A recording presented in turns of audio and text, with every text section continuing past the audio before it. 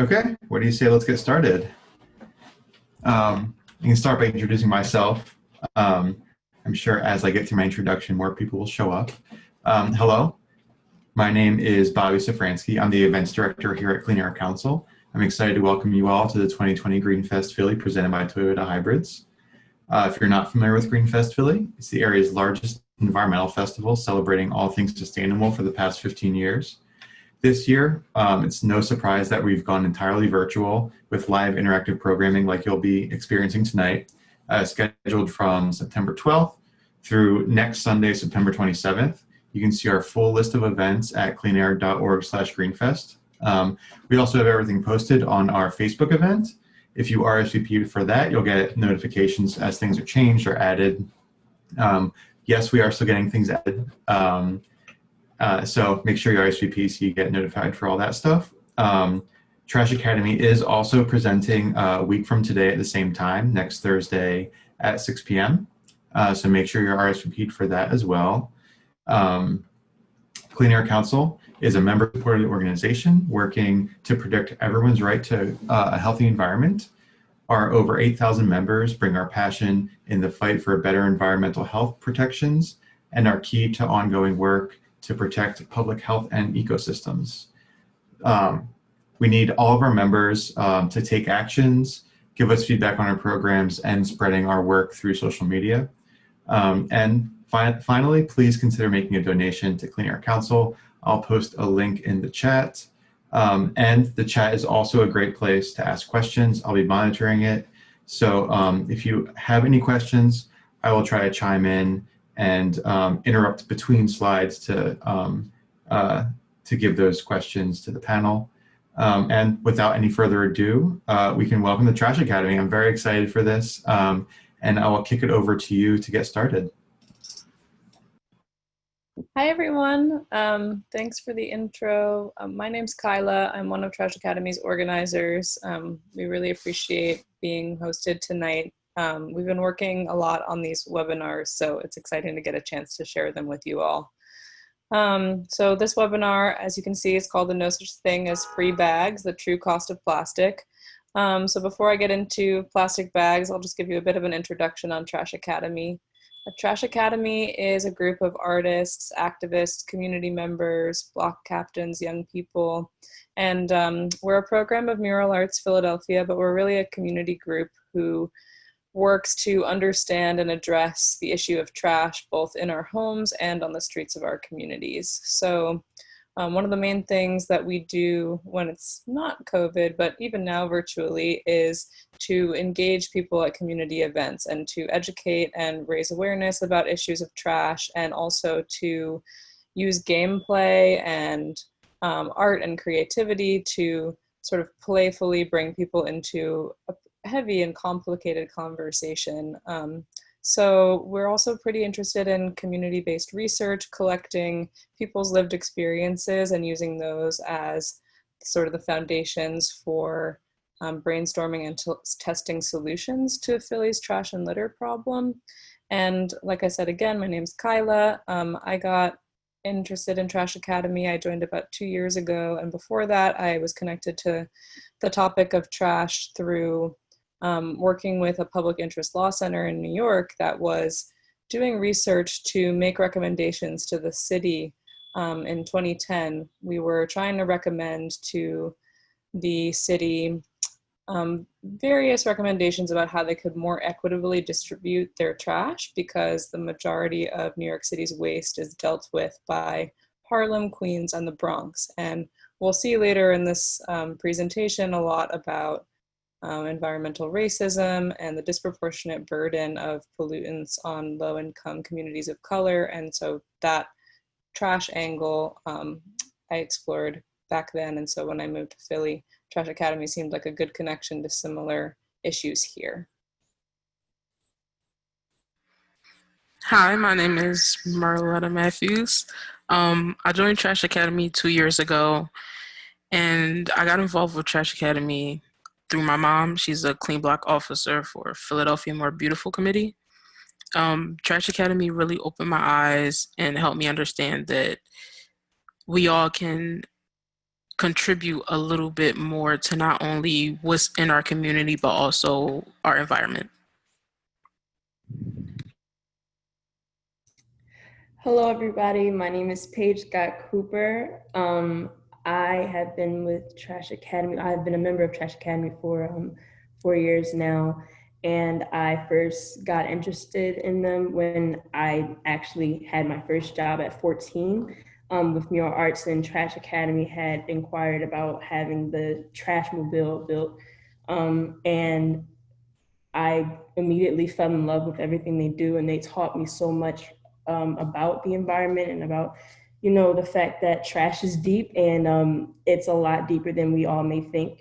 So I've just been involved ever since, and I plan on staying involved for a very long time. Hi, I'm Adriana. I am doing the tech, and I'm the FEO Schwartz Fellow here at Mural Arts, and I work with Trash Academy. I'm interested in arts and environmental justice, so this was a great opportunity for me. Great. So that's our team.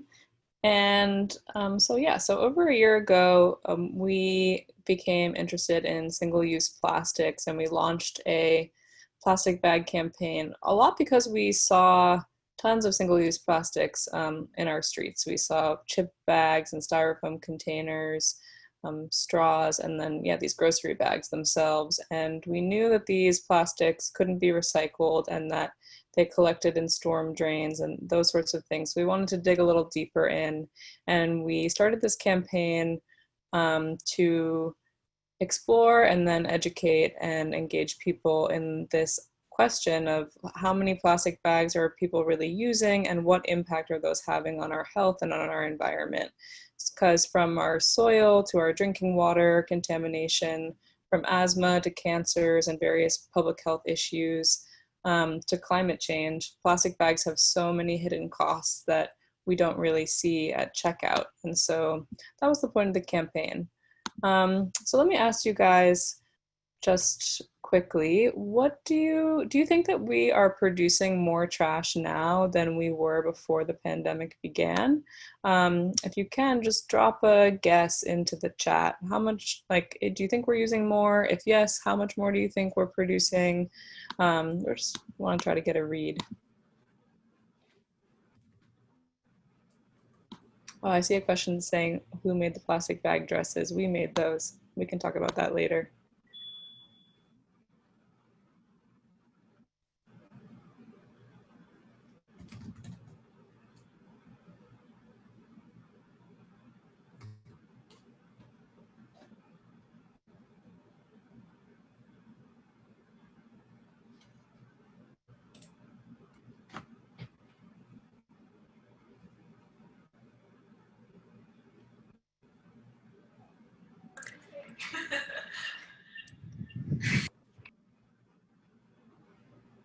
A lot of guesses for yes, it looks like. Yeah, so it looks like I'm seeing a lot of guesses, a lot of good guesses in the chat. People are saying that they think we are producing way more plastic and way more trash. The truth is we're producing about 30% more trash in the United States before the pandemic. So on that note, I would like everyone to grab a pen or a pencil and a piece of paper and draw your common trash item that you've been using a lot lately or that you've seen on the ground during this pandemic. I don't want you to overthink it. We'll give you about 3 minutes to do this, and after you guys draw your item, we'll ask you guys to hold your item up to the camera and discuss further.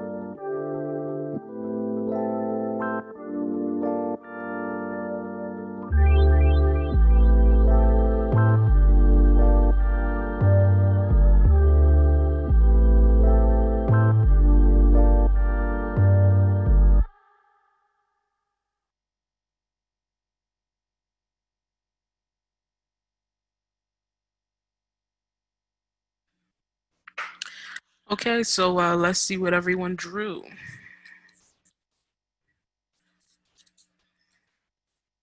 Okay. And we have a mask, Amazon, gloves. Okay, we have some really good drawings. Now let's hand it off to Kyla. Great. So the reason why we wanted you to draw something was because we wanted to give you an idea of what we do when we start an implosion exercise. So the beginnings of this webinar came from us exploring a plastic bag through an exercise called an implosion that was invented by a professor named Donna Haraway. And basically, we do these in Trash Academy a lot, usually with groups of people like you, asking people what trash item they use the most or what they see on the ground the most, and then sort of diving into that object with a series of questions. So an implosion allows you to, it gives you a bunch of questions for every dimension, and there's 12 dimensions, and you answer the questions based on your own experience and research if you can't answer them from the top of your head. And you basically learn from that all the hidden layers of an object that aren't that apparent on the surface. So here's a picture of like a quick implosion that we did as a group back in the winter for a coffee cup. And as you can maybe see, if your screen's big enough, you know, in this coffee cup drawing, we looked at the history of a coffee cup, what materials make a coffee cup. If it's a Starbucks cup, then that kind of makes it even more specific. So like what labor is involved with the production of this cup? What are the politics, the legislation, or the political ideologies that influence people's use? What is like the cultural context of the cup? And so that's basically what we did for a plastic bag in order to make this presentation. And for about 6 weeks or more, we looked at different dimensions pretty in depth and did a lot of research. And then we drew based on the facts that we found and tried to create this large story of a plastic bag that will be showing you images from this implosion throughout the presentation. And then at the end, you'll see the big picture zoomed out. So the first dimension that we looked at was the material dimension, which is asking what is a plastic bag made out of? Where do these materials come from? So the foundation of plastic bags come from oil and natural gas. They are made from fossil fuels that are drilled deep in the ground. And there's oil drilling that extracts oil, and hydraulic fracturing extracts natural gas. And we focused more on natural gas because it's such a Pennsylvania issue. And so, yeah, Merletta will tell you more about that.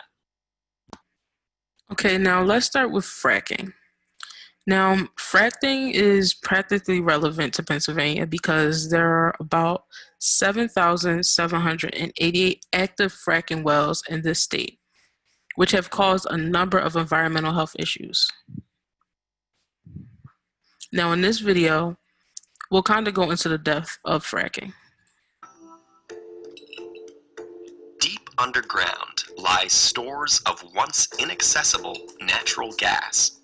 This gas was likely formed over millions of years as layers of decaying organisms were exposed to intense heat and pressure under the Earth's crust.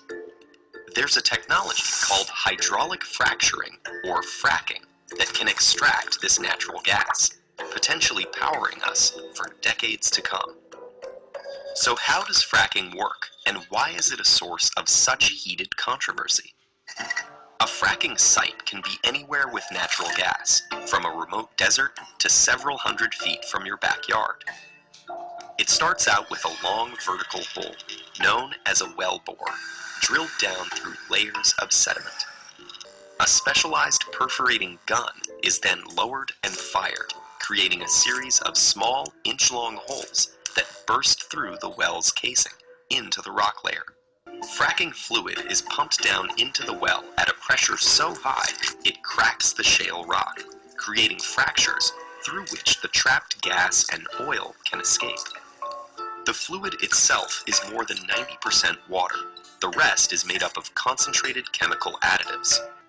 Sand or clay is also mixed into the water to prop open the fissures so the gas and oil can keep leaking out, even after the pressure is released. It's estimated that all of fracking's intense pumping and flushing uses an average of 3 to 6 million gallons of water per well. But it can have a notable impact on local water supply. And disposing of used fracking water is also an issue. Along with the trapped gas that's pumped up to the surface, millions of gallons of flowback liquid come gushing up. This liquid, containing contaminants like radioactive material, salts, heavy metals, and hydrocarbons, needs to be stored and disposed of.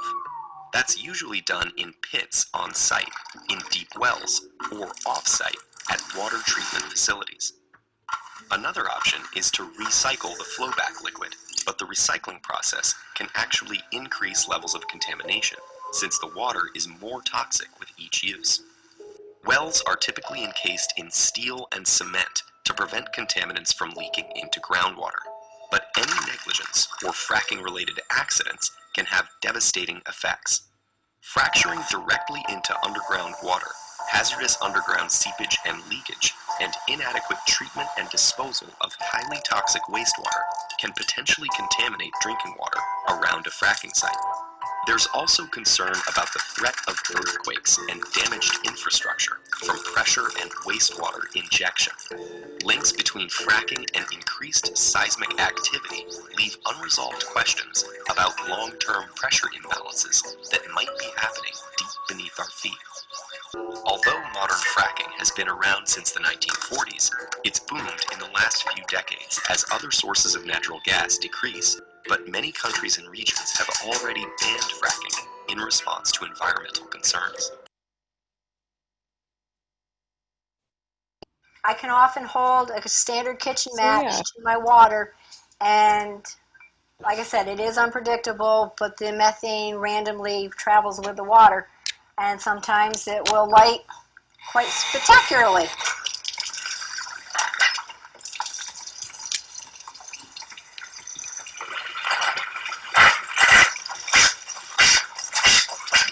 Just like that.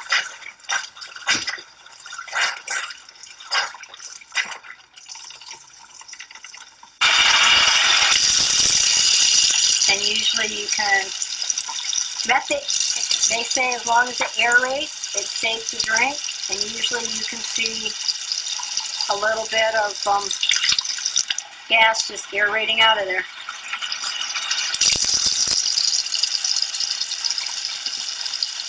Not really you can see it or not. Sometimes you have to hold it just right. Yeah, so that second half of the video is a clip from someone in central Pennsylvania, and that's, it's happening to a lot of people who have had farmland for generations. I can't really imagine living on family land for a long time that was, arable and clean, and then suddenly seeing your water lighting on fire. And the fracking industry, can kind of just go in and construct pipelines or put wells in kind of regardless of the surrounding land that they impact. It's pretty crazy. Yeah, that is insane, Kyla. So this is something that we in Pennsylvania really have to think about more than others. The Marcellus Shale is a rock formation under Pennsylvania and West Virginia that's been deemed the biggest gas field in the U.S. Because of this, there's more fracking in the area than any other part of the country. So after it's fracked, natural gas is carried from fracking wells through thousands of miles of pipelines and brought to cracker plants where it's heated up and refined into a substance called polyethylene. So here in this video, you can basically see how plastic bags are made. So plastic plants basically sort these different pellets to make plastic bags. It can be different shapes and different sizes. And it just takes heat and pressure to melt and blow plastic into different shapes and sizes. Now, let's move on to the content and situatedness dimension. So after exploring the material dimension of plastic bags, we started to ask ourselves where plastic bags appear in the world and what daily activities connects to them. We didn't have to look beyond our own experience because we all agreed pretty quickly that the places we found plastic bags most common in was stores and in the streets of our city. Most of us felt like grocery shopping was the activity most connected with plastic bag use. It's the most frequent type of shopping that we do, and I think everyone can relate to having to run to the grocery store and then realizing that you forgot to bring a bag.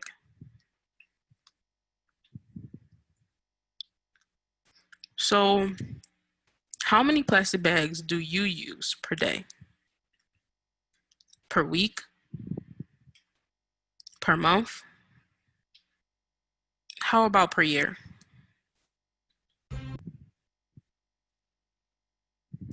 So now let's play a game.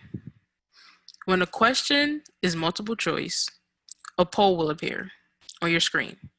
Click the letter next to your guess.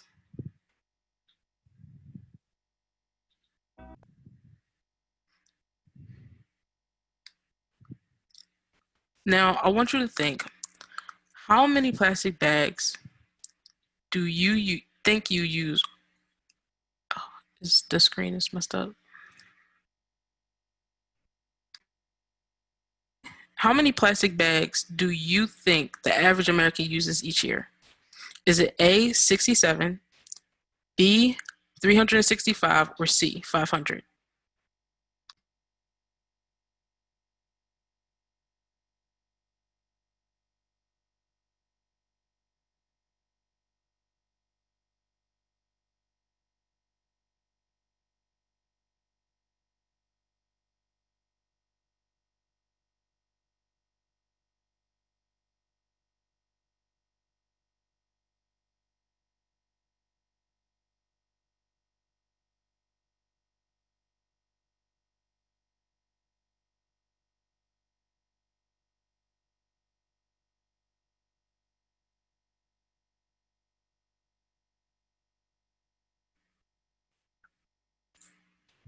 And the answer is B, 365. Now, that's about a bag a day. That might not seem like a lot to some, but think about how many people live in the United States. Altogether, each of us are using a plastic bag a day, which adds up to 100 billion plastic bags per year.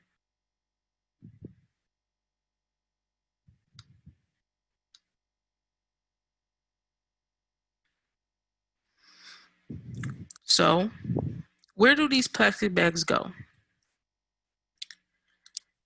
If not properly sorted, then it will pile up in landfills, burn in waste incinerators, and on the streets of our neighborhood.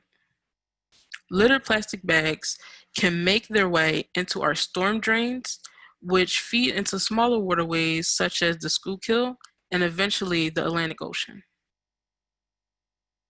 Now, did you know that 91% of plastic is not recycled? That's insane. That's basically all the plastic we think we're recycling.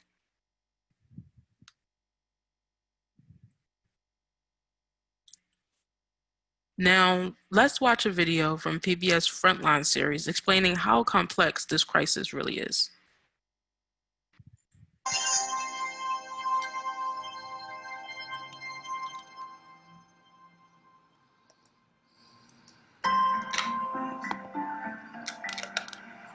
For decades, the national response to the growing plastic waste problem has focused on one solution: recycling. And few places have pursued recycling more aggressively than Oregon. What we put in our recycling bins ends up in sorting plants, like this one outside of Portland. actually very full right now. This is all coming in fresh. This is all first fresh. Unload, right? That's what it looks like when it comes in. Vinod Singh is the outreach manager at Far West Recycling. Every single piece of this has to be sorted in some way. Yeah, we have to separate paper, and then the metals, and then the plastics. There are a lot of different kinds of plastics that have to be sorted. What we're doing here is we're sorting it out into the milk jug, the natural HDPE, the pigmented HDPE, PET water bottles. They're looking for plastic. Yeah, so all the plastic will come off before the line ends. Some items, like soda bottles and milk jugs, are easier to recycle, so there's money to be made. So this is all plastic that has a home. But most other types of plastic are technically difficult and often costly to recycle, and that makes them nearly impossible to sell. So they keep piling up. This is plastic that has no home. This is plastic that has no home. So it's your clamshells, Ziploc bags, film, CD, a food wrapper. In the business, they're called mixed plastics. Now you're getting more mixed plastics, like pouches, and everything comes in a clamshell now. Like, So if somebody throws their Tide bottle into their bin, that's a win. Yeah. But what you're saying is you're seeing more and more of this stuff. Packaging is evolving.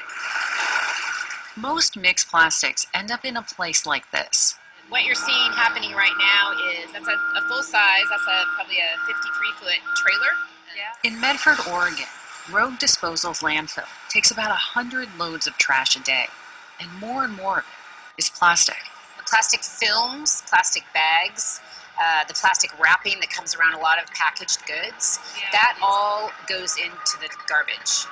It's margarine tubs, clamshells, deli containers. Until there is a viable option for recycling those things, we should be putting it in a landfill.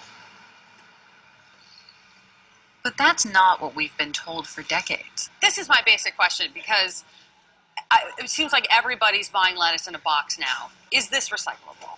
In this state, none of this is recyclable. Okay, what about all these? This is everywhere in every supermarket. In Oregon, again, there are no curbside programs that would accept any of these tubs. Okay, so this is classic when a lot of Americans do this, like what you're doing right now. Yep, we that's flip right. it over. Yep. What are we looking at? At the bottom of all these plastic containers is this little chasing arrow, the little recycling symbol with a number. And the number, there's some words. It says 1 PETE. This package here is technically recyclable. You could recycle this in a lab.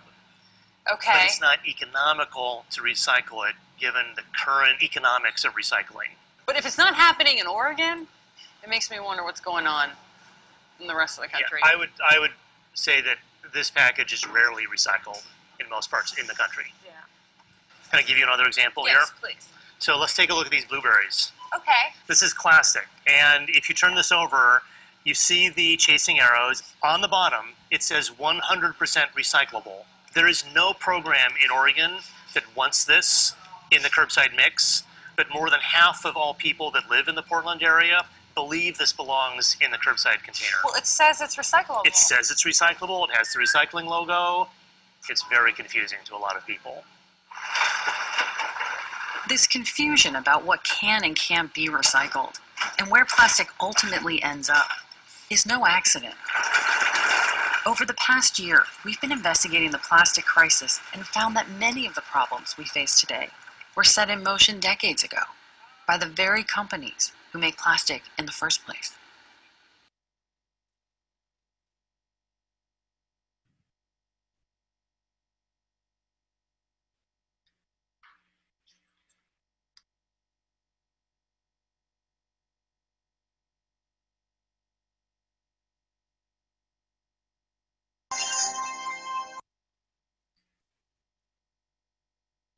So you guys, that's insane. Like, half of these numbers in the grocery store that we look at, we think that these things are recyclable, but they're not. Now let's play a game. The average amount of time a plastic bag is used before it's thrown away. What do you guys think? Is it A, 1 hour, B, 2 days, C, 12 minutes, or D, 1 week?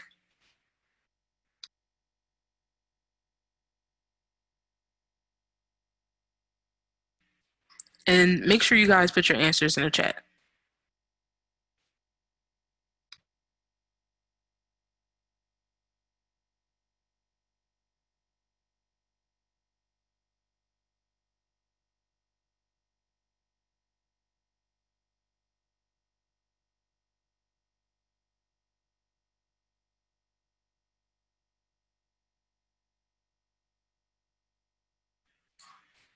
And the answer is C, 12 minutes.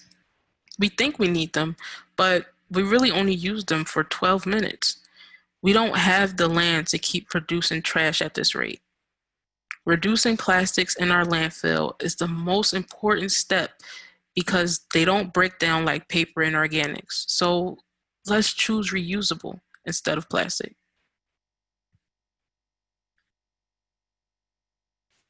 Now let's talk about water pollution. Now, did you know that 17% of our floatables in Philly's waterways are plastic bags? So basically, in a way, we're drinking plastic. It will pile up in landfills, burn in waste incinerators, and eventually end up on our streets in our neighborhoods. Not only that, but these plastics are in our ocean as well. This hurts our fish and other marine life that is living there. And by 2050, there will be more plastic in the ocean than fish.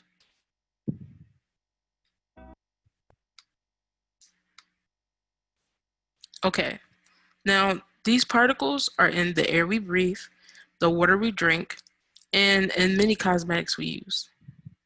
Now, is it A, poop particles, B, polyurethane, or C, microplastics?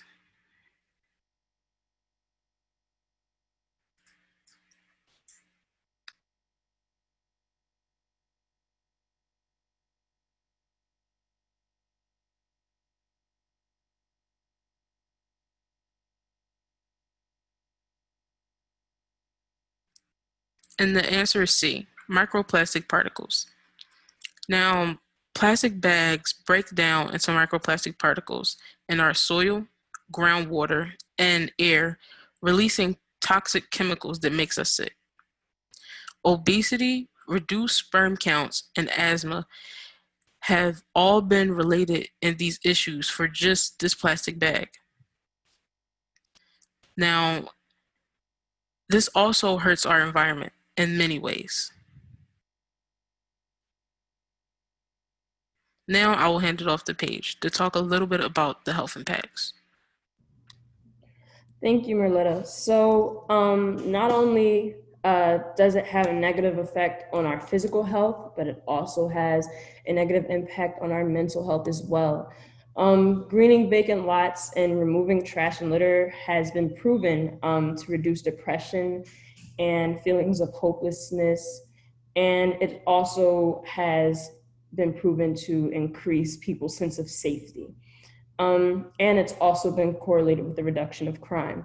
So to be brief, banning plastic bags is more than a personal preference. It's a public health issue. And like COVID-19, these health issues are disproportionately impacting Black and Brown communities. So going off of that, how it impacts Black and Brown communities and just communities of color in general, this is due to something called environmental racism. If you're wondering why we see these littered vacant lots and these waste incinerators in these low-income neighborhoods and neighborhoods of color, it's because of environmental racism. People of color are much more likely to live near environmental hazards, such as waste incinerators and landfills and stuff like that. Examining how the United States deals with this trash exposes this issue. I mean, if you just look at where you see litter and waste incinerators and landfills, and this is not just in Philadelphia, this is abroad, all over the country, it's usually placed in a lower income neighborhood or a neighborhood where there are predominantly people of color. Not only are places with more people of color targeted for toxic energy extraction, production plants, etc., but they're also given fewer resources to deal with these harms. This is why you'll rarely see the street sweepers in these low-income communities. This is due to centuries of racist politics that have formed our economic, energy, housing, education, and judicial systems. Next slide, please. Now I'm going to show you a few graphics. These are a few maps. In the top left is the litter index, and the top right is the poverty index, and on the bottom is the neighborhood health one. These are images we use in our Implosion to illustrate environmental racism. In the top left, the litter index, it shows the different neighborhoods in Philly, and the ones that are more red are the ones that experience higher concentrations of litter. And of course, as if you look at the graphic, you see that these are also these lower income communities of color. Also, with the poverty graphic, you see that the places that are more in poverty, they correlate directly to the litter index. You see that these places where people are in poverty correlate directly to where the litter is mostly. And if you go down to the neighborhood health graphic, you see that the darker orange parts of it are the places where people are having more health issues. And just like I talked about earlier, how people get sick mentally, and how people get sick physically, like Marletta talked about, that correlates directly to it as well. Next slide, please. In 2019, Philly was sending 30% of its waste to waste incinerators, including to ones in Chester and Camden, and those are huge sources of air pollution in those areas. On the left, there's a picture of a Chester environmental activist by that waste incinerator. And to the right is a picture of illegal dumping. I'm not sure if any of you have seen illegal dumping before, but it is actually very common. What most people don't know is that a lot of illegal dumping is done by the construction and real estate industry. And it is placed in these lower income and communities of color. So, we definitely need to address this issue. Now I have a question for you guys. What role do you think the US trash plays on a global scale? Is it the US recycles all plastic into new products? Is it plays no role, US trash is just a local issue? Is it China processes the majority of US waste, or do you think the US sells its plastic to lower income nations?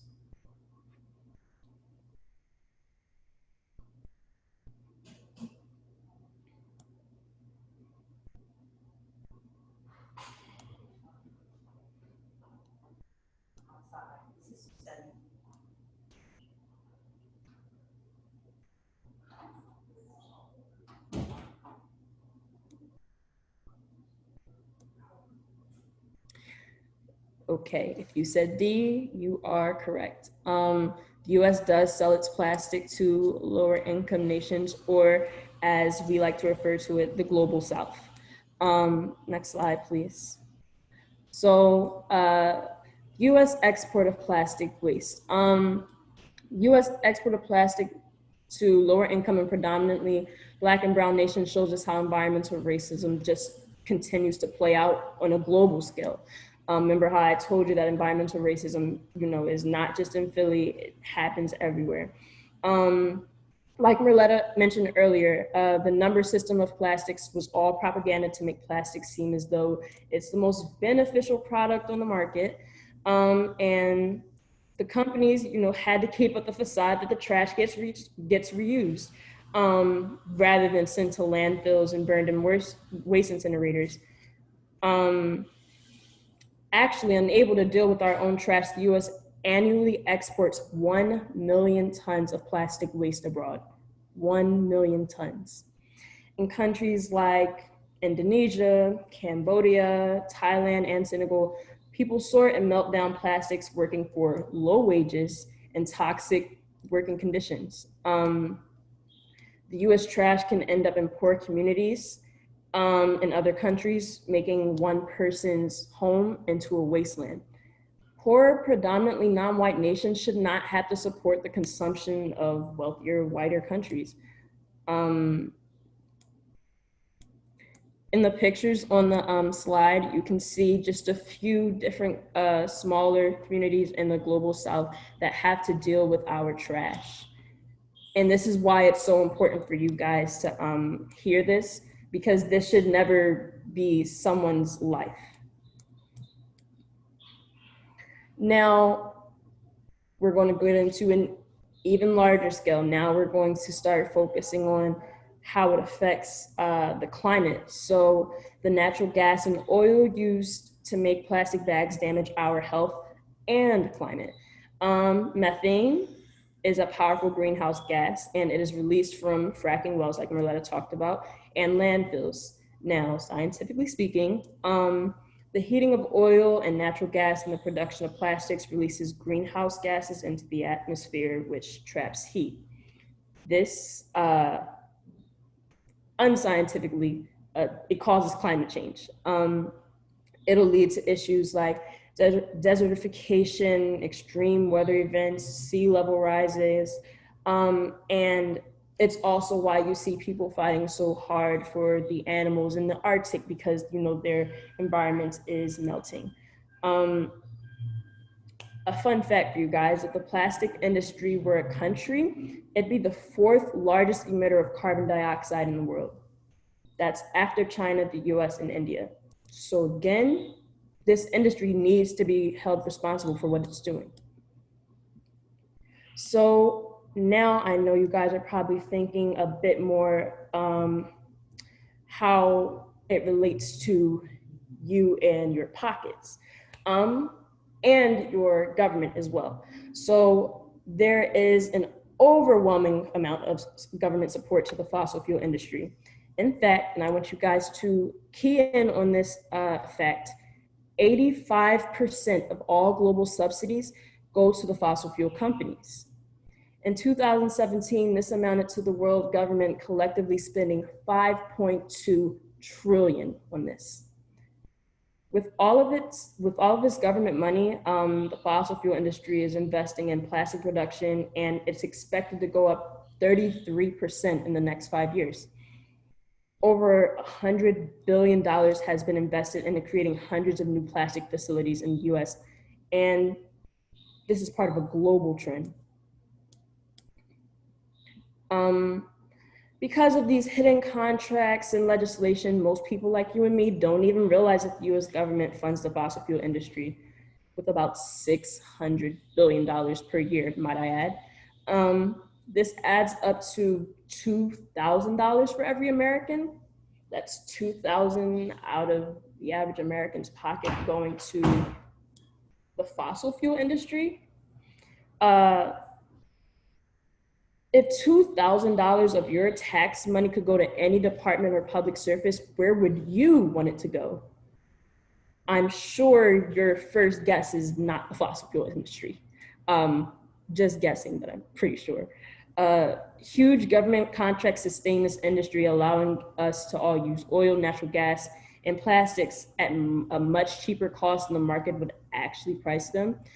And I know you're wondering, okay, well, isn't that good for my pockets? But here's the dinger. Where we really pay the price is in the cost for our healthcare and environmental damage.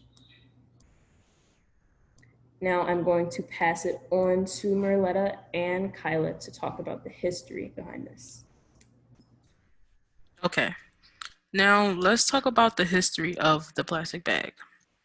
Now, plastic started being produced on a larger scale during World War II. After the war, with the economy in the US incomes increasing, people want to shop more. Consumers and plastic production went hand in hand. And in 1965, the plastic bag was invented. About 5 years after that, people sort of lost a bit of their infatuation for plastics, and the early days of the US environmental movement was born. And there was a whole section of that that was responding to all the garbage that people were seeing piling up in rivers and beaches, just in people's neighborhoods. And so it was like in the early 1970s when Earth Day was founded, and the Clean Water Act, Clean Air Act, these basic environmental protections that we need to protect our precious common resources like air and water. But also, it was around this time that the plastic industry began to notice and come up with a response to this growing opposition. And so by the 1980s, the major plastic companies of the US came together to form the Council of Solid Waste Solutions, which was referenced in that Frontline video. Basically, they banded together and spent millions of dollars to lobby state governments around the country to weaken environmental protections, but mainly at that time to push that numbered recycling system that we heard and we know like isn't an effective, true system.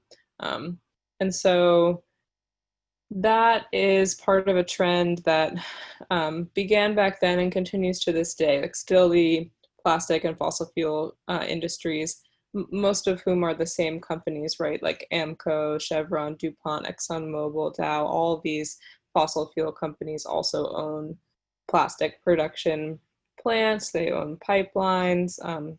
So it's all connected, but basically they're continuing this practice of shelling out money to really push for, like, lobbying is the strongest thing that they do. Lobby our government here in the US to weaken environmental and health protections, and also ones abroad so that they can make these giant contracts for dumping plastic waste and extracting fossil fuels.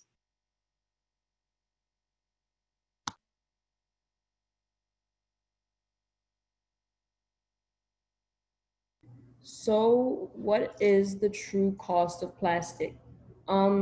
Plastic bags may seem free, but where we really pay the price is in the cost for healthcare and environmental damage. So here are the pictures of the implosion that we were referring to and that you've seen here and there throughout the presentation. This was the material dimension where we looked at where plastic bags come from. That's the disposal section. On the next slide is the economic, political, symbolic. And then we finished on a sort of solutions section that we'll get to. And stepping back from all these images, this is what the whole infographic that we made looks like from this Implosion project. As you can see, it's not one linear path. All of the elements of a plastic bag and the systems that they're related to feed into one another. But this is a graphic that we made, and it's actually a poster that has two sides, and on the back there's a facts for each of the drawings that we made. And if you're curious to see these a little more in detail, you can go to trashacademy.org. They're posted. You can download PDFs of them, both front and back. And you'll also be sent a survey after this webinar. And if you're an educator or someone who thinks that they could really use one of these implosions to engage your community around this topic of plastic bags, you'll be able to indicate that on the survey so that we can try to get one to you. Okay, now let me ask everyone this. What country was the first to ban the plastic bag? Was it A, Denmark, B, Canada, or C, Bangladesh?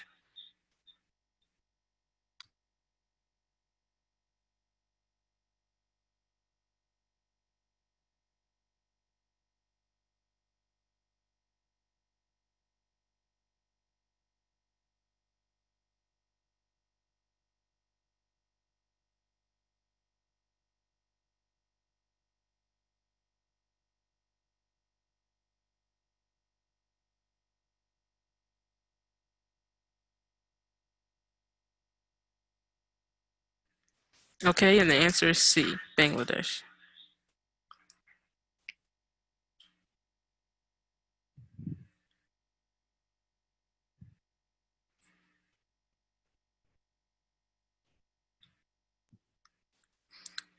So while we all can do our part to reduce our personal consumption, the scale of the plastic crisis is so much bigger than what we actually think it is. I know that um, I bring my backpack, and a lot of people don't think that that is actually a reusable bag, but that's just on a personal scale. I also personally go to rallies and protests and also try to talk and give speeches on this problem because I know the issue is just way more bigger than the actual person, the consumer. Um, as Paige was stating before, it's not just the consumer's fault. Um, it's these big corporations that are basically taking over. And I feel as though as we continue on to try to do our part personally, we can also contribute to something on a bigger scale. Kyla, Paige, do you have anything to say about?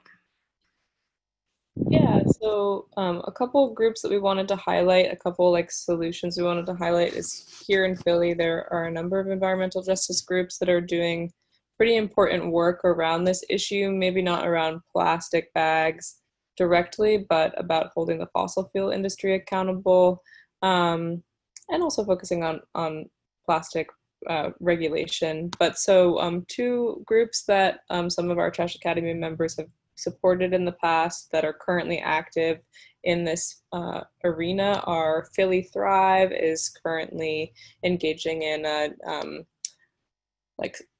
transitioning away from fossil fuels campaign on a Philly scale, and also the Citizens Climate Lobby has a chapter in Philadelphia that's pushing for a carbon tax that would tax the fossil fuel industry at the source and then hopefully return it to American citizens as a form of a dividend that they could then spend on the type of energy that they want to spend on. And so they're actively lobbying and working with politicians now. They're just a grassroots group, but to push against the power and the wealth that the fossil fuel industry gets from our government. So both of those groups are ones that we really encourage you to look up online, to try to sign their petitions, to follow them on social media, see if they are working on a campaign that has a petition you can sign, a meeting you can attend. That's just the sort of thing that we're all about collective action here at Trash Academy. It's more fun and it's more effective. So Paige, did you want to talk a little bit about your experience of that? Yeah, like I told you guys earlier, Trash Academy, I found out about Trash Academy at my first ever job at Mural Arts, and I've been with them ever since. So, we've been out petitioning for the bag ban for a year. I think I was 16 and I'm 18 now. So yeah, we were doing it for like a year, and then we moved on to our campaign where we had billboards put up of how we rock our reusable bags.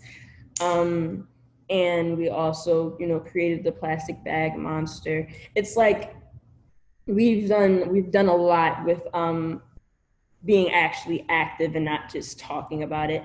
And even if you are not the type to go out and be that active, it's the little things that count too. When I first joined, before I knew about Trash Academy, I was just learning about them, I was the opposite of environmentally friendly. I knew nothing more than that you're supposed to recycle, and that was it. And as I got into it and, realized how deep these issues are, I, started implementing those more in my life. So once we did the plastic bag campaign, I started using reusable bags.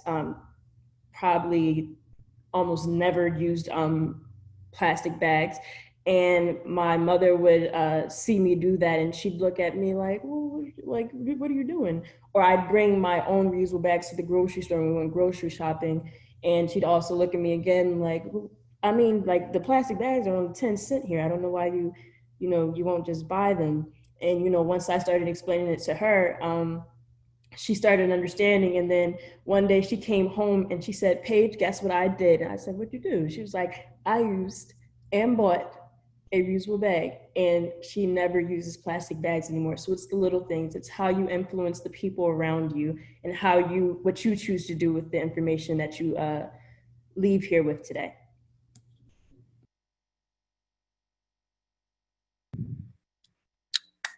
Okay. Yeah, that was amazing, Paige. That story was really amazing. And that's basically what Trash Academy is really about. We really want to help influence people to just think about the choices that you have other than plastic bags. Is there any questions that anyone have for any of the panelists?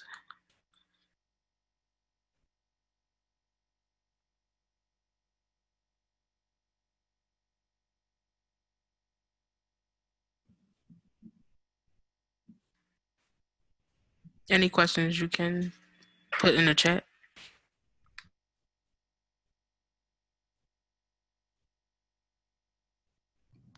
That's a good question. Kyla, do you know the answer to that question? So we haven't done presentations like this in like Philly public school classrooms, but we've thought about trying to transition our webinars if there are teachers who are interested in having us come and talk to their class like this. I think that we can do that. And also, if you guys know of other people or organizations who are interested in our webinars, okay, great. Emma just threw the booking link into the chat, and you'll also get a survey afterward where you can indicate, you'll find our email and contact information, and you can always guide people to our social media and booking forms. Ooh, the free library is a great idea.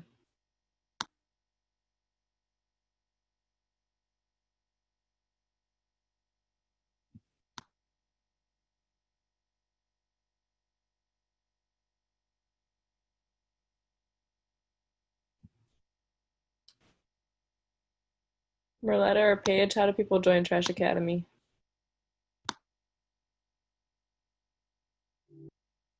Okay, oh, you could go. Oh, okay. So these are our social media outlets.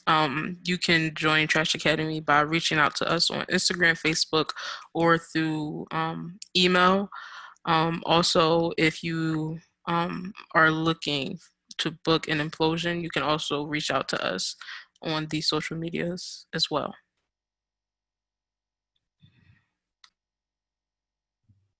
We usually meet on Thursdays, and we love new people.